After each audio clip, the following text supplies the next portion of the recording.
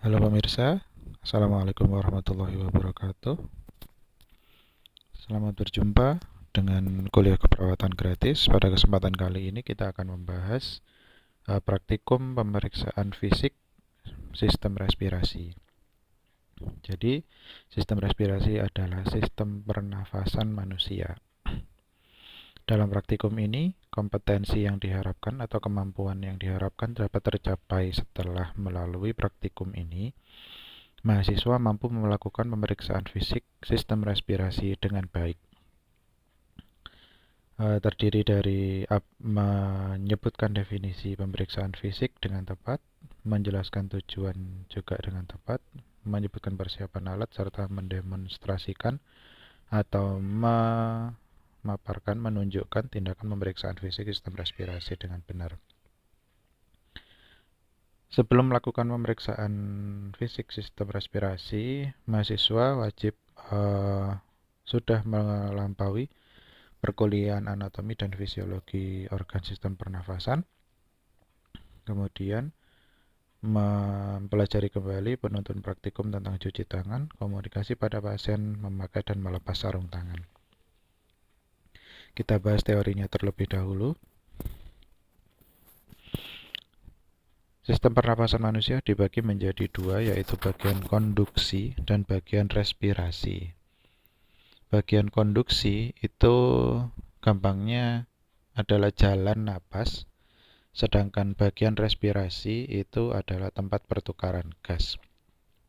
Jadi, seperti kita ketahui, kita bernapas dengan nanti yang diambil dari udara bebas itu adalah oksigen, kemudian yang dikeluarkan dari paru-paru ke udara bebas adalah karbon dioksida.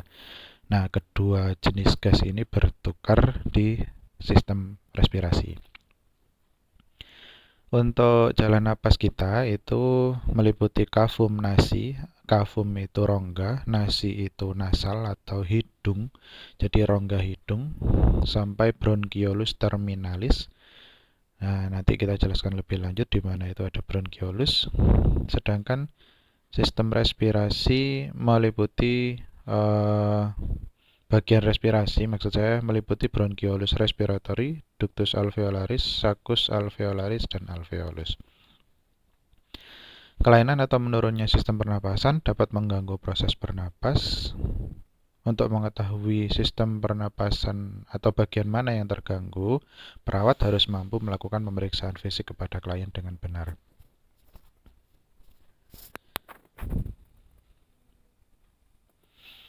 Kemudian untuk alat dan bahan yang diperlukan itu ada yang pertama stetoskop, kemudian ada spatel lidah, jadi ini semacam penahan untuk lidah supaya tidak menutup jalan napas yang akan diperiksa.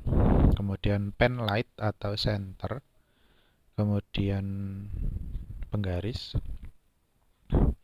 ada juga spidol dan juga arloji.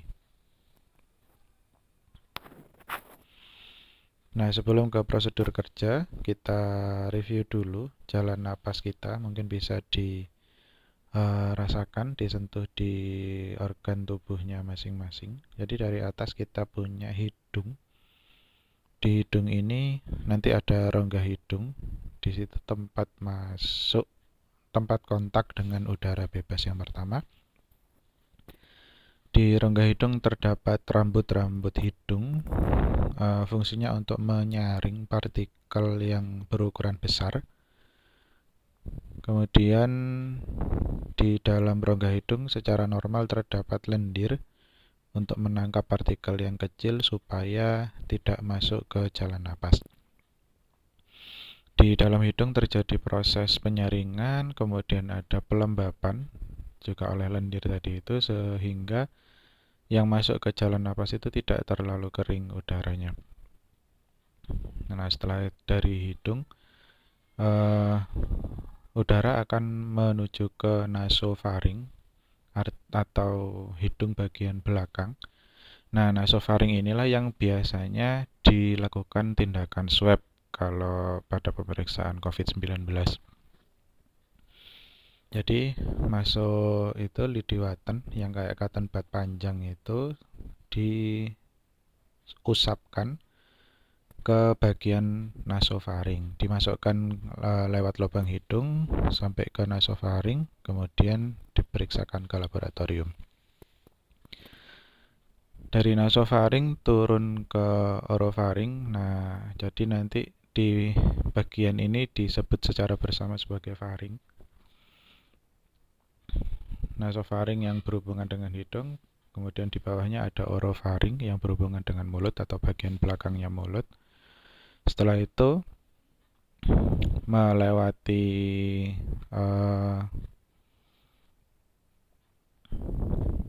laring, masuk ke laring. Di leher kita ada laring. Di leher juga ada ini pita suara. Oh ya, jadi sebelum masuk ke laring tadi melewati epiglotis. Epiglotis ini yang menutup jalan napas saat kita menelan makanan atau minuman atau juga air ludah. Jadi karena orofaring itu jalan napas sekaligus jalan makanan, jadi dan tidak boleh ada yang masuk ke jalan napas selain udara, maka jalan napas harus ditutup saat kita menelan makanan atau minuman. Nah, dirasakan saja saat kita menelan, maka kita pasti tidak bernapas. Kemudian setelah melewati laring, di situ juga ada pita suara. Nah, ini yang dilewati udara kemudian bergetar dan menghasilkan suara kita masing-masing. Kemudian setelah itu ada trakea. Jadi jalan napas itu yang leher sebelah depan ya, kalau jalan makanan yang leher sebelah belakang. Nah, setelah trakea turun ke dada itu ada bronkus. Bronkus itu percabangan. Nanti karena kita punya dua paru-paru, ada percabangan dua ke kanan dan ke kiri. Kemudian ada bronkiolus.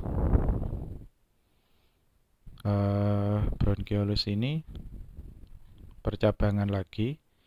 Kalau di paru-paru kanan kita punya 3 lobus paru, kalau di paru-paru kiri kita punya 2 lobus paru.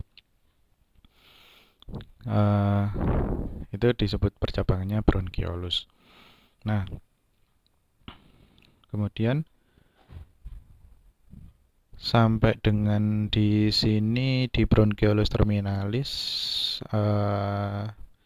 disebut sebagai bagian konduksi. Di bawahnya masuk ke bagian respirasi. Jadi secara umum setelah bronkiolus itu ada alveolus. Nah, alveolus itu yang bentuknya seperti anggur. Di situ terjadi proses pertukaran gas secara difusi antara oksigen dan karbon dioksida. Jadi oksigen dari alveolus itu masuk ke sel darah merah, dibawa ke seluruh tubuh untuk digunakan dalam metabolisme sel. Kemudian dari sel darah merah juga ditukar karbon dioksidanya ke alveolus untuk kemudian dibuang ke udara bebas. Baik, selanjutnya kita masuk ke prosedur kerja dari pemeriksaan fisik sistem respirasi. Secara umum pemeriksaan fisik itu terdiri dari 4 tindakan, terdiri dari inspeksi atau melihat, palpasi atau menekan, perkusi atau mengetuk, dan auskultasi atau mendengar menggunakan alat. Yang pertama kita pelajari keadaan umum dan pola napas. Yang pertama kita inspeksi keadaan umum dan kondisi yang tampak pada klien. Jadi kalau di dunia keperawatan pasien itu biasanya kita sebut sebagai klien. Apakah klien mengalami kondisi atau tanda seperti pucat atau juga mengalami kelemahan? Nah, pada klien-klien yang mengalami gangguan sistem respirasi sehingga di dalam tubuhnya kekurangan oksigen, metabolisme selnya tidak akan berjalan dengan baik sehingga tidak ada energi atau sedikit energi yang dihasilkan sehingga klien mengalami kelemahan, jadi merasa lemas. Tampak juga pada wajah terutama, kemudian pada ujung-ujung jari itu bisa ditemukan adanya pucat. Jadi saat sel darah merah kekurangan oksigen, maka akan mengutamakan, memprioritaskan organ-organ vital sehingga yang bagian tepi itu jadi kurang sel darah merahnya sehingga terlihat pucat. Kemudian kita juga inspeksi pola napas dari pasien. Jadi pola napas itu ada hubungannya dengan kecepatan seseorang untuk bernapas. Jadi normalnya kita itu bernapas sekitar 16 sampai 20 kali per menit. Ini pada orang dewasa dengan kondisi badan yang biasa. Beda lagi kalau pada atlet fisik, juga pada yang terbiasa dengan aktivitas fisik dengan intensitas tinggi, mungkin seperti pada militer maupun kepolisian. Jadi yang terbiasa untuk olahraga itu biasanya tidak diperlukan pernapasan yang terlalu banyak pada kondisi biasa. Jadi kecepatan pernapasannya per menit bisa sekitar 12 atau 14 kali per menit. Nah, pada orang yang kekurangan oksigen, secara otomatis tubuhnya akan melakukan usaha yang lebih untuk mendapatkan oksigen, yaitu dengan cara menarik napas lebih banyak. Nah, jadi kecepatan pernapasannya atau frekuensi napasnya selama 1 menit itu meningkat lebih dari 20 kali. Kita sebut saja 22 atau 24 kali per menit. Ini bisa kita inspeksi dari cara dia untuk bernapas. Apakah terlihat terengah-engah, sesak napas, itu akan bisa terlihat. Selanjutnya kita inspeksi bagian kuku dan kulit. Apakah terdapat warna keunguan atau kita sebut sebagai cyanosis, dan adanya clubbing finger atau jari tabuh. Nah, bagian tepi dari tubuh, yaitu ujung-ujung jari tangan maupun jari kaki, itu yang biasanya dikorbankan lebih dulu dalam kondisi darurat atau dalam kondisi kronis, di mana bagian tepian tubuh ini yang sedikit untuk teraliri darah, termasuk mendapatkan suplai oksigen. Jika kukunya itu ungu atau cyanosis, berarti terjadi penurunan hemoglobin atau anemia. Kemudian kalau clubbing finger ini, nah ini sudah kronis sekali, sudah sering sekali sehari-hari pasien atau kliennya mengalami hipoksia lebih dari 6 bulan. Jadi itu tampak jari-jarinya, ujung jarinya itu seperti membulat. Nah, bisa kita lihat di sini. Ini yang normal, kemudian ini yang mengalami clubbing finger. Jadi tampak lebih membulat karena kekurangan suplai darah dan oksigen.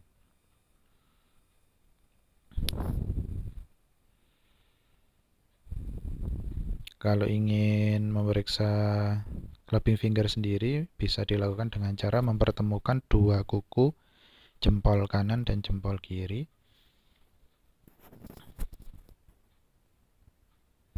Apakah bisa bertemu atau terlihat datar? Kalau terlihat datar berarti normal. Kalau terlihat cembung, nah seperti ini, maka kemungkinan klien mengalami clubbing finger. Inspeksi selanjutnya adalah inspeksi hidung. Jadi kita perhatikan hidung eksternal atau bagian luar, apakah terdapat lesi atau luka, apakah hidungnya asimetris atau asimetris, ataukah ada inflamasi atau peradangan, juga apakah terdapat pernapasan cuping hidung. Nah, biasanya di IGD ada klien yang datang dengan kecelakaan. Nah, ada yang terbentur bagian wajahnya. Kita perhatikan apakah ada luka di hidung, kemudian apakah hidungnya mengalami bengkok ke kanan atau ke kiri sehingga mempengaruhi ini pernapasannya, menarik dan mengeluarkan napas, apakah mengalami kesulitan akibat perubahan struktur hidungnya, apakah juga mengalami inflamasi atau peradangan. Jadi misalnya pada korban-korban kebakaran, nah mungkin tidak ada bagian tubuh yang terbakar, namun karena menghirup asap yang panas, jadi bagian hidungnya bisa terlihat mengalami kemerahan. Untuk yang pernapasan cuping hidung, nah di bagian hidung kita ini ada bagian kanan dan kiri yang lebih lembut dibandingkan bagian tengah yang bertulang. Nah, bagian lembut inilah yang dinamakan cuping hidung. Pada orang yang bernapas normal, cuping hidungnya tidak bergerak, namun pada orang yang mengalami distres pernafasan,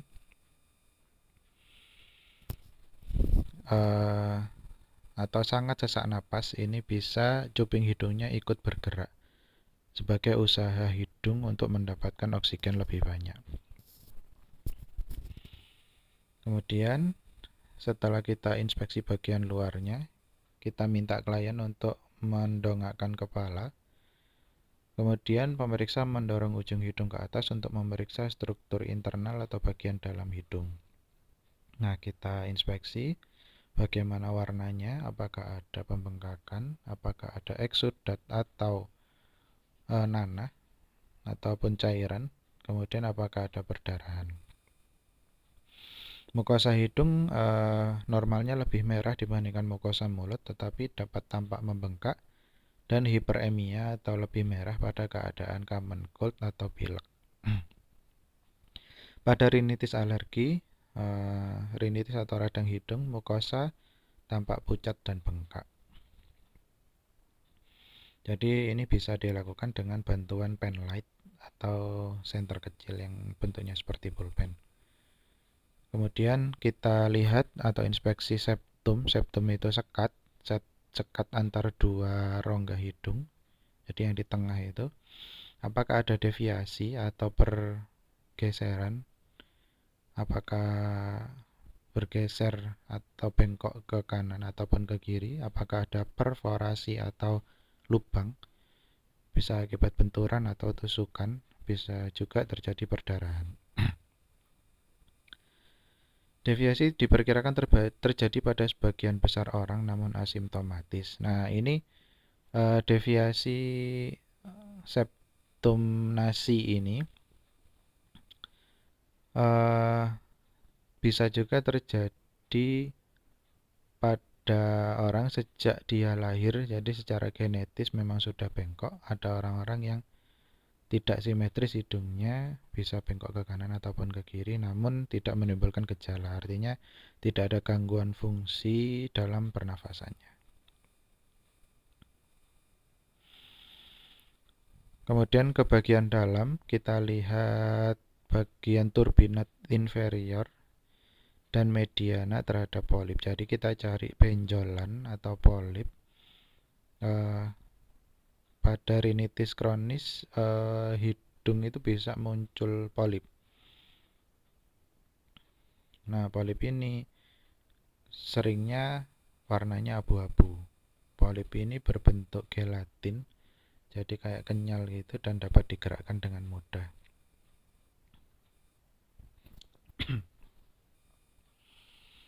Kemudian bagian sinus, bagian kanan dan kiri hidung masih masuk ke dalam rongga hidung. Sinus frontal dan maksila. Yang bawah itu di bawah mata ini ada namanya sinus maxillaris. Kalau di atas mata itu ada sinus frontalis. Dipalpasi terhadap nyeri tekan. Nah, ini kan ada pasien-pasien atau klien yang mengalami sinusitis. Nah, ini kalau ditekan terasa nyeri. Jadi yang tandanya kayak pilek menahun. Jadi bisa ditekan di sinus maxillaris.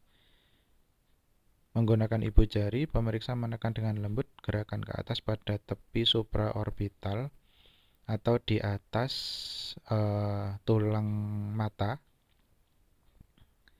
Jadi di atas mata bagian tengah, maksud saya di atas hidung, kemudian sedikit ke arah kanan dan kiri, dua arah ini. Nah, kita tekan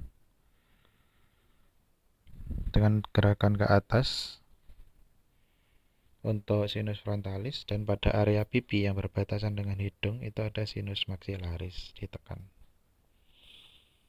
Nyeri tekan pada kedua sisi menunjukkan adanya inflamasi atau peradangan. Untuk melihat adanya pembengkakan bisa kita center. Ini butuh penlight yang lebih terang. Kemudian cahaya ruangannya digelapkan. Kemudian kita masukkan penlight ke dalam rongga hidung. Kita nyalakan. Nah, akan tampak seperti itu untuk melihat adanya, ini yang normal ya. Cahayanya segitu, itu sinus maxillaris. Kalau terjadi adanya sinusitis, ada kemungkinan penumpukan cairan. Jadi bagian yang terang menjadi lebih sempit.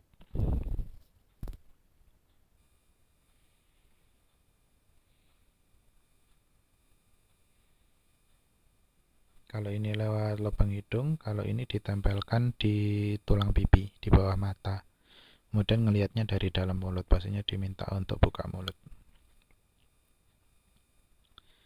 Kita turun ke bibir, inspeksi adanya sianosis pada bibir. Ini masih di bagian inspeksi dulu ya. Bibir bisa juga mengalami keunguan yang disebut sebagai sianosis sentral, menandakan adanya saturasi oksigen yang menurun. Ini kita menjadi lebih akrab dengan istilah saturasi oksigen, artinya kadar kelarutan oksigen dalam darah. Kalau saturasi oksigen itu turun dengan sangat banyak, bisa memunculkan sianosis atau keunguan pada bibir. Kondisi lain contohnya adalah polisitemia atau jumlah sel darah merah yang meningkat, dan juga bisa disebabkan oleh kelainan hemoglobin. Jadi kalau hemoglobin atau sel darah merah itu kurang membawa oksigen, warna bibir yang normalnya pink atau di beberapa ras itu bisa coklat, nah ini bisa jadi ungu karena darahnya kekurangan oksigen yang mengalir di situ.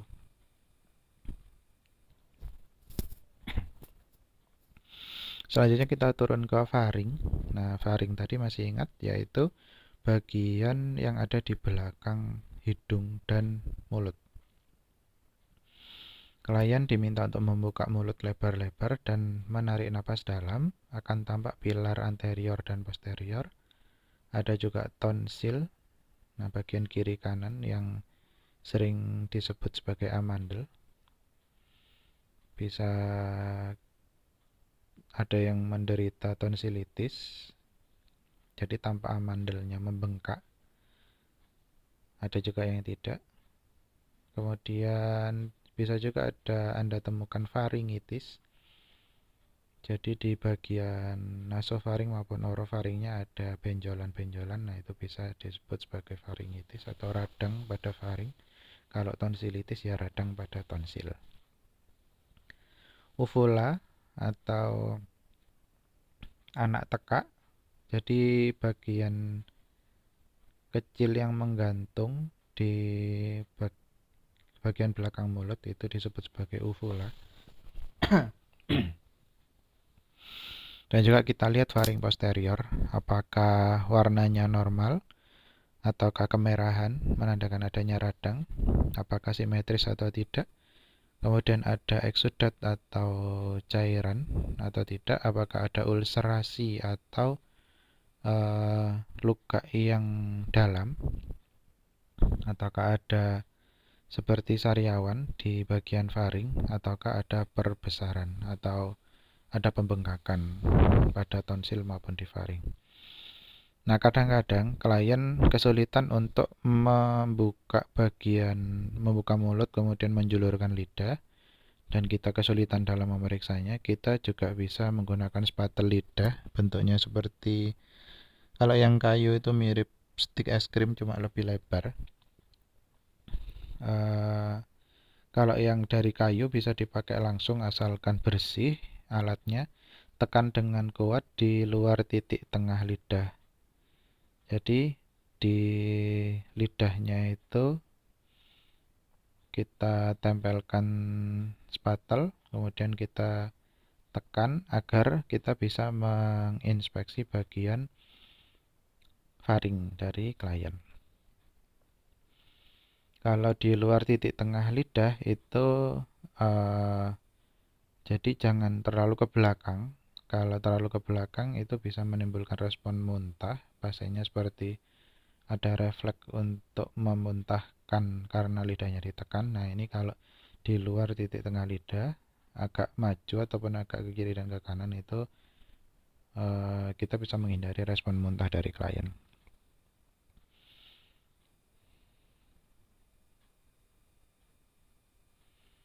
Selanjutnya kita ke leher dan trakea. Trakea tadi jalan napas yang ada di bagian leher. Kita lihat retraksi supraklavikular. Nah, retraksi itu tarikan, kemudian supra itu atas, klavikular itu tulang selangka. Klavikular yang ada di bagian kanan dan kiri. Nah, bagian yang atas ini bisa Anda raba. Tulang selangka disebut dengan tulang klavikular. Jadi kalau ada retraksi supraklavikular dan juga kontraksi dari otot sternocleidomastoideus, mungkin tepatnya ini sih di leher bagian depan samping. Ini ada sternocleidomastoideus. Kalau yang ingin belajar lebih lanjut bisa dicari di Google. Kalau terjadi retraksi supraklavikular dan kontraksi sternocleidomastoideus, menandakan adanya penggunaan otot bantu pernapasan, karena mereka itu adalah otot bantu pernapasan. Selain tadi pernapasan cuping hidung, penggunaan otot bantu napas ini juga mengindikasikan terjadinya distres pernapasan atau orangnya sesak napas berat, kesulitan untuk mendapatkan oksigen dan membuang karbon dioksida. Selanjutnya, tempatkan ibu jari dan telunjuk dari satu tangan pada kedua sisi trakea tepat di atas takik sternum. Sternum ini tulang dada yang ada di tengah.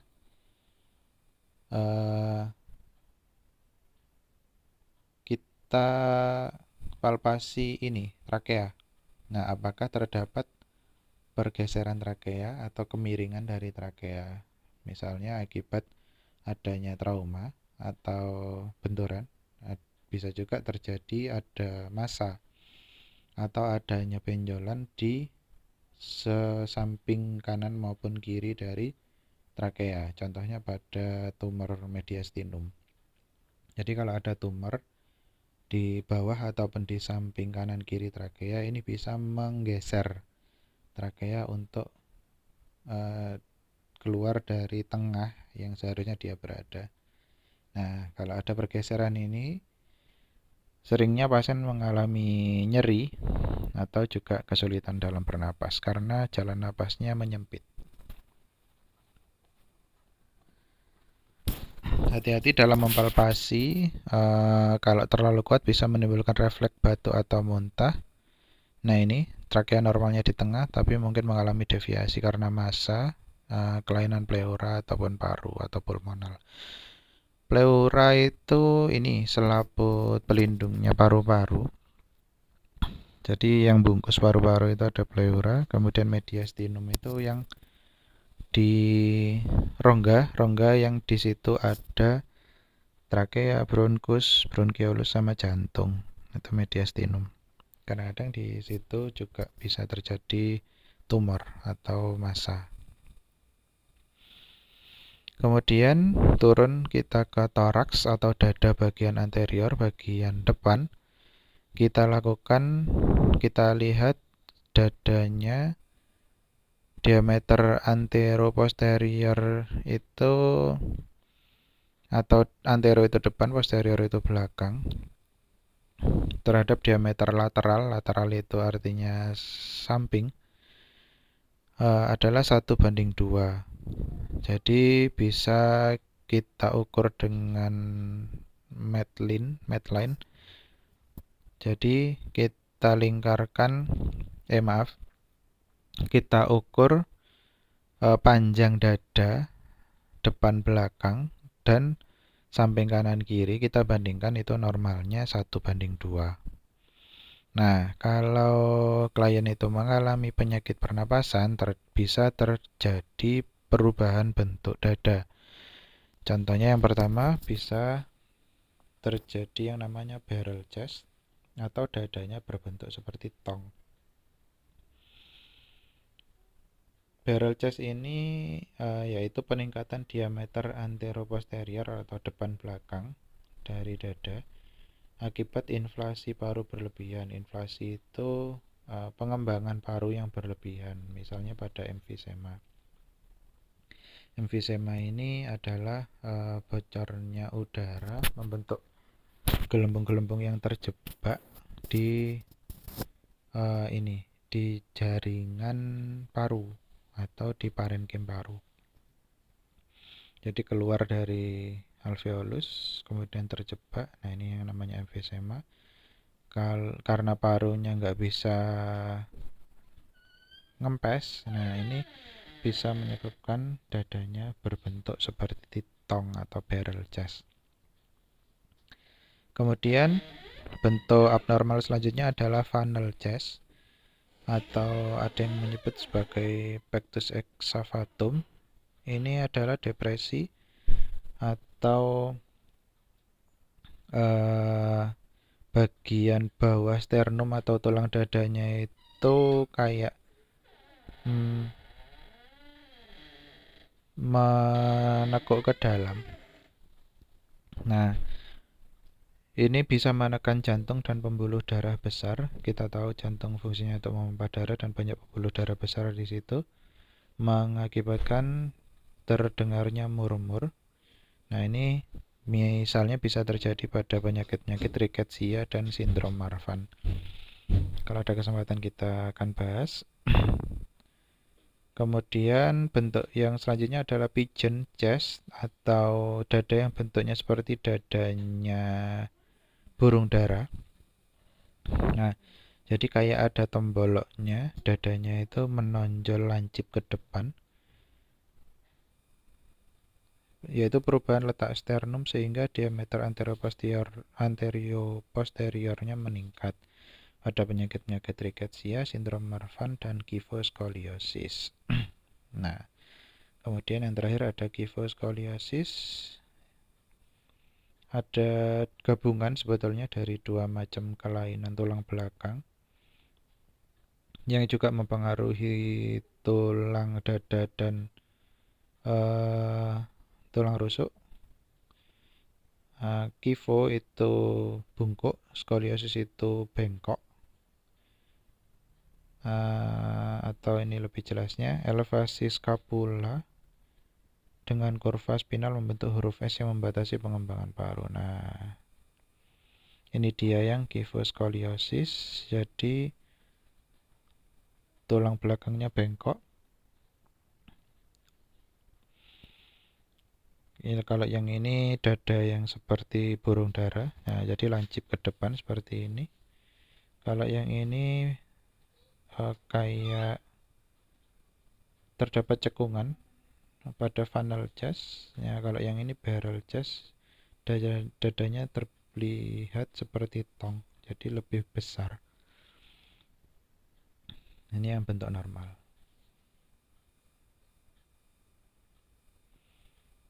Kemudian kita inspeksi kedalaman dan frekuensi pernapasan. Nah, ini kita bisa pakai jam dinding ataupun arloji yang ada detiknya. Maksudnya ada jarum detiknya. Untuk orang dewasa normal, frekuensi napas normalnya adalah 12-18 kali per menit. Nah, ada sumber juga yang bilang 16-20. Kedalaman dan iramanya teratur. Istilah-istilah yang perlu diperhatikan, eupnea itu normal. Oh, maaf, ini yang 12-18 kali per menit ya. 60-100 itu nadi atau denyut jantung. Kemudian takipnea itu frekuensi napasnya meningkat, jadi 22-24 kali per menit. Hiperapnea itu peningkatan kedalaman pernapasan, jadi napasnya terlihat ngoyo atau memaksakan sekali untuk bernapas sehingga tarik napasnya terlalu dalam. Dan ini kondisi yang tidak ada napas disebut dengan apnea atau apno. Kondisi yang lain ada juga hiperventilasi, jadi tidak hanya frekuensi tapi disertai dengan peningkatan kedalaman pernapasan. Jadi sudah napasnya cepat juga dalam. Jadi hiper itu berlebih, ventilasi itu bertukaran. Jadi pertukaran udaranya berlebih. Kemudian ada napas kusmol, hiperventilasi yang berkaitan dengan diabetik asidosis berat atau yang bersumber dari ginjal. Jadi kita perlu bandingkan dengan kondisi medis dari klien, apakah terdapat asidosis diabetik ataupun masalah-masalah ginjal. Kemudian pasiennya mengalami hiperventilasi, maka kalau memang itu terjadi disebut sebagai pernapasan kusmol. Kemudian yang juga kondisi yang unik ini ada pernapasan Cheyne-Stokes. Jadi pasiennya terdapat perubahan episode atau periode apnea dan napas dalam. Jadi ini biasanya terjadi pada kerusakan pusat pernapasan. Jadi pada pasien-pasien misalnya mengalami patah tulang leher atau trauma kepala, bisa mengalami gangguan pusat pernapasan. Jadi pasiennya napas cepat, dalam, setelah itu apno atau tidak ada napas. Kemudian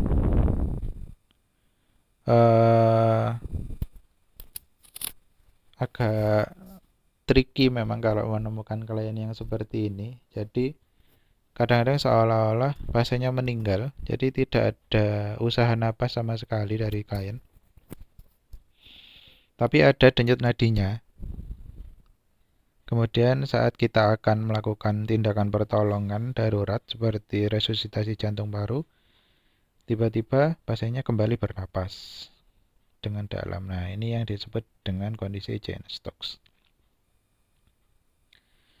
Kemudian pernapasan biot adalah pernapasan yang cepat dan dalam dengan berhenti tiba-tiba di antaranya. Ini untuk polanya. Ini untuk napas normal. Ini Cheyne-Stokes. Napas cepat dalam, kemudian apno, kemudian bernapas lagi. Jadi kayak ada periode seperti lupa bernapas. Ini untuk napas lambat atau bradypnea. Ini untuk napas cepat atau tachypnea. Ini untuk kusmol, jadi sangat cepat dan dalam.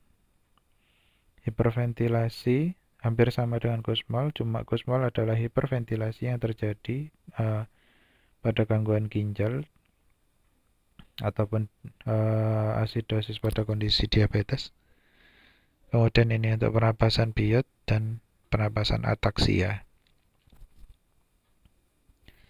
Selanjutnya setelah melakukan tindakan inspeksi, selanjutnya kita ke palpasi atau kita tekan atau raba menggunakan telapak tangan.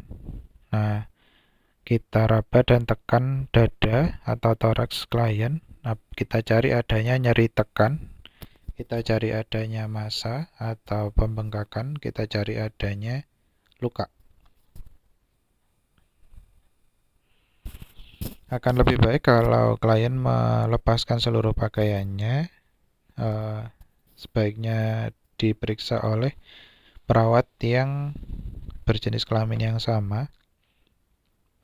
Jika terpaksa tidak ada, maka kita minta izin klien untuk memeriksa, ataupun keluarganya kalau kliennya nggak sadar, dengan melepaskan seluruh pakaiannya. Karena terutama di instalasi gawat darurat,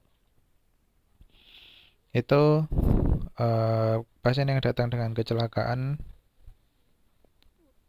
kalau perlu kita lihat seluruh tubuhnya, terutama dada. Jadi apakah ada jejas atau memar yang menandakan adanya luka di bagian dalam. Nah, di sini pentingnya dilakukan exposure atau seluruh bagian dada klien harus terlihat, sehingga kita bisa menemukan gangguan yang dimungkinkan mengancam nyawa dari klien. Kita tekan apakah ada nyeri. Kita cari juga untuk ini apakah ada benjolan atau rasa tidak nyaman saat ditekan. Entah itu di tulang dada, entah itu di tulang rusuk, ataupun di bagian ototnya. Kemudian kita letakkan ibu jari dari perawat di setiap interkosta di bawah processus xiphoideus.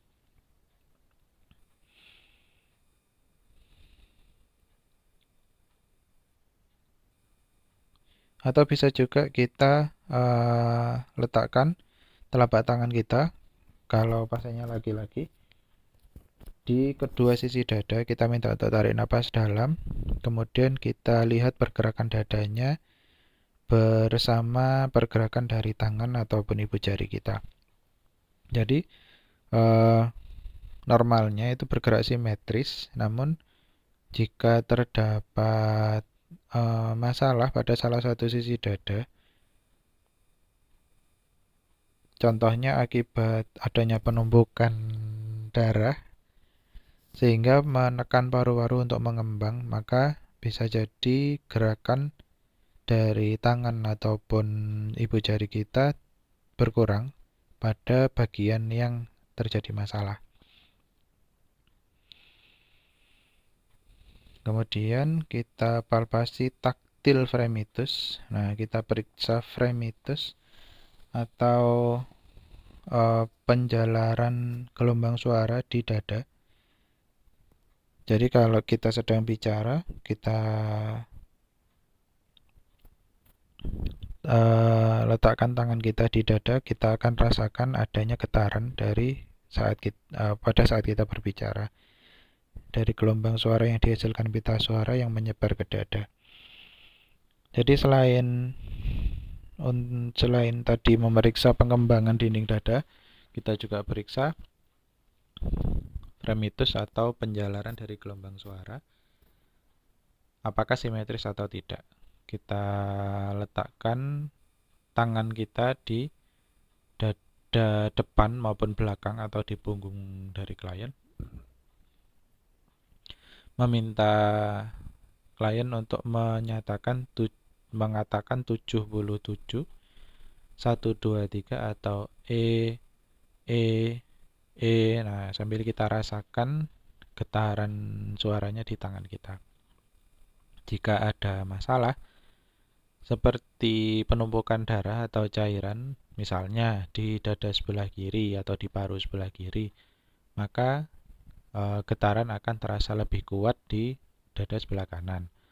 Sedangkan kalau terjadi udara yang terperangkap seperti pada emfisema ataupun pada pneumotoraks, maka getaran akan terasa lebih kuat di dada yang sedang bermasalah karena udara itu seperti halnya di ruangan tertutup, kalau sedikit barang-barangnya suara kita akan terdengar lebih bergema. Sedangkan kalau penuh barang-barang, suara kita akan tidak bergema, tidak memantul seperti itu. Konsepnya sama. Jadi kita lakukan palpasi di angka-angka ini 1, 2, dan 3 di dada kanan maupun di kiri kalau di dada depan. Kemudian kalau di punggung 1, 2, 3, 4.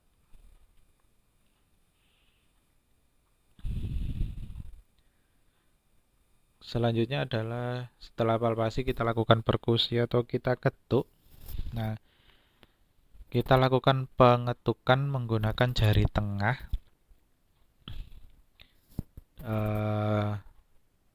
diketukkan ke jari tengah tangan yang non dominan. Jadi kita letakkan jari tengah tangan non dominan di setiap interkosta.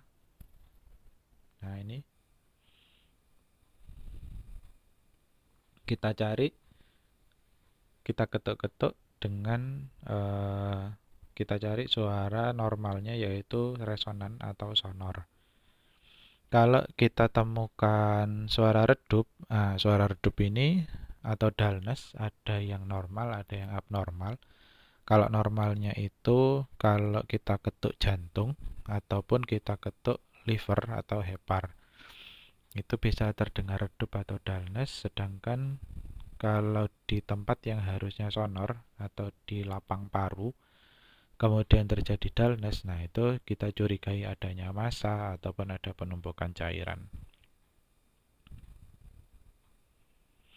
Sedangkan kalau terdapat udara yang berlebihan, udara yang terperangkap, itu suaranya menjadi sonor yang keras atau kita sebut sebagai hipersonor. Nah, ini adalah titik-titik yang kita gunakan dalam pemeriksaan perkusi dan auskultasi.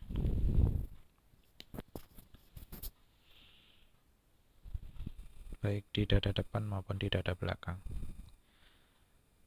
Nah, setelah kita perkusi, kita lakukan auskultasi atau kita dengarkan suara napas menggunakan bantuan alat stetoskop.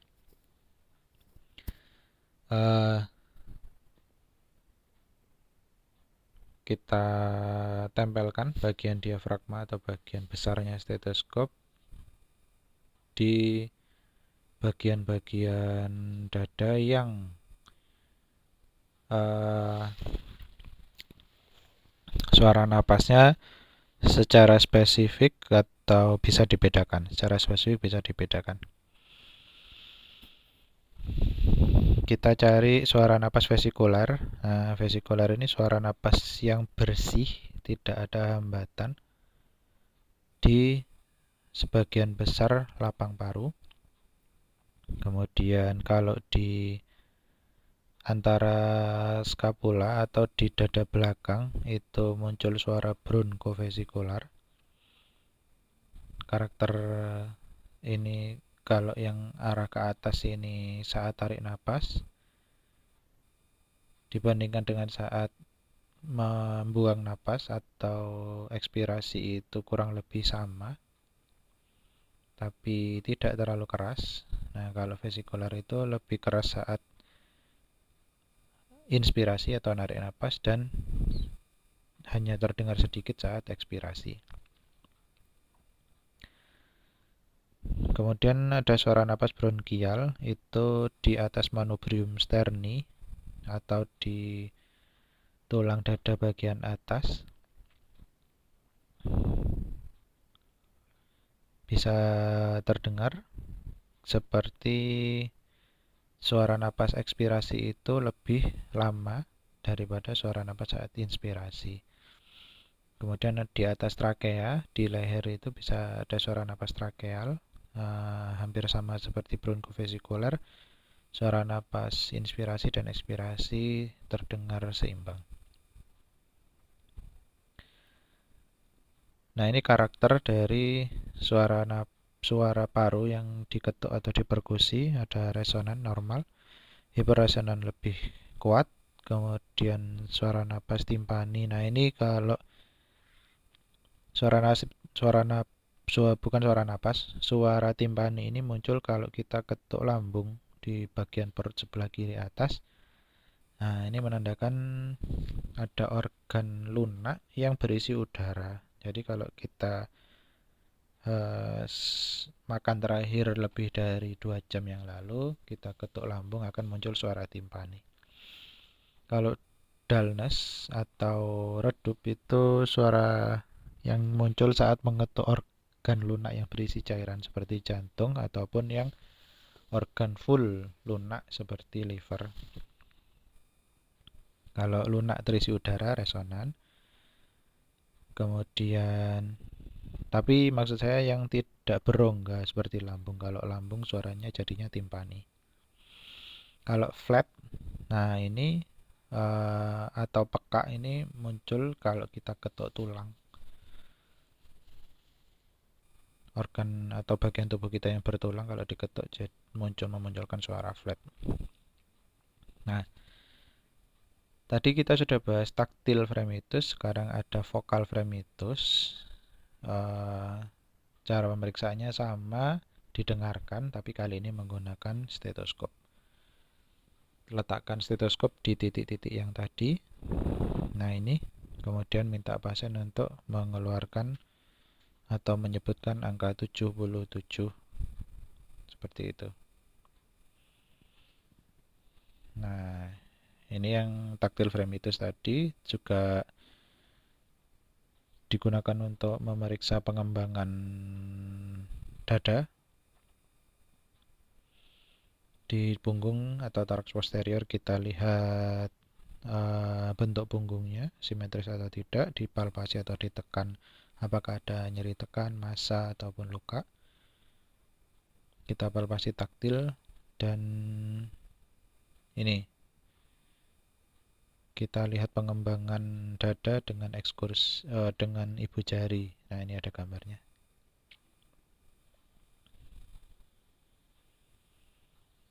Oke, ini kurang lebih sama seperti di dada depan.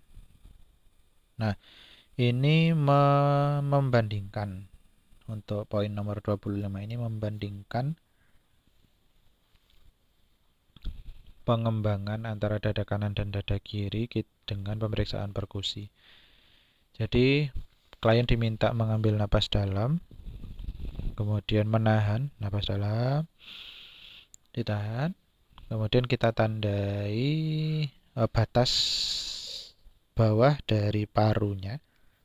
Kita ketuk-ketuk di sepanjang garis mid scapular atau tulang belikat bagian tengah. Kita ketuk di kedua sisi punggung. Saat kita menemukan bunyi perkusinya yang awalnya sonor atau resonan berubah menjadi peka atau bisa dullness, bisa juga redup. Nah, itu kita tandai dengan spidol. Kemudian kita minta pasien untuk menghembuskan napas penuh, kemudian ditahan. Setelah itu kita perkusi lagi dari bawah ke atas. Kita cari pekaknya, kemudian ditandai. Jarak antara kedua tanda tersebut menunjukkan rentang gerak diafragma. Normalnya sekitar 5-7 cm. Kalau pada anak muda yang sehat dan tinggi bisa 8-10 cm.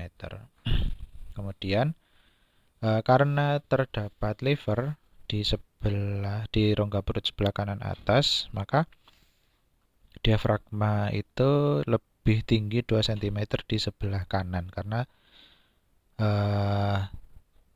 tertekan oleh liver, dan ini normal. Nah, kapan yang tidak normal? Ini bisa terjadi pada pasien-pasien dengan efusi pleura. Jadi rongga pleuranya itu terisi cairan. Nah, ini karena terdapat penumpukan cairan, maka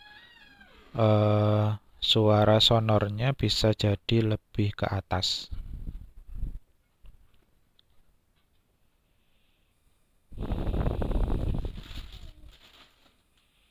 Kemudian demikian juga dengan kondisi di mana klien sedang hamil atau juga mengalami asites atau terdapat penumpukan cairan di rongga perut. Nah, ini bisa menyebabkan letak diafragmanya menjadi lebih tinggi.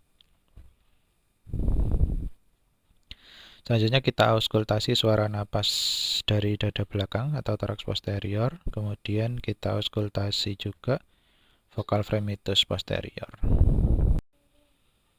Ini pemeriksaan fisik sistem respirasi checklistnya. Nah, jadi jangan lupa sebelum ke pasien kita siapkan alat, kemudian cuci tangan, tempatkan alat di dekat pasien, ucapkan salam, perkenalkan diri, nama Anda siapa, jelaskan apa yang mau dilakukan, berapa lama, prosedurnya secara garis besar seperti apa, dan pastikan kesediaan dari klien untuk diperiksa. Kemudian tutup pintu dan korden untuk menjaga privasi, bantu klien untuk melepas pakaian atas. Kemudian, dalam kondisi darurat, minta izin ke keluarga untuk dipotong saja. Kalau misalkan pasien yang nggak sadar dan kita harus pemeriksaan fisik cepat, potong saja bajunya agar segera dapat diidentifikasi cedera yang dialami oleh klien. Oke, ini yang sudah kita bahas tadi.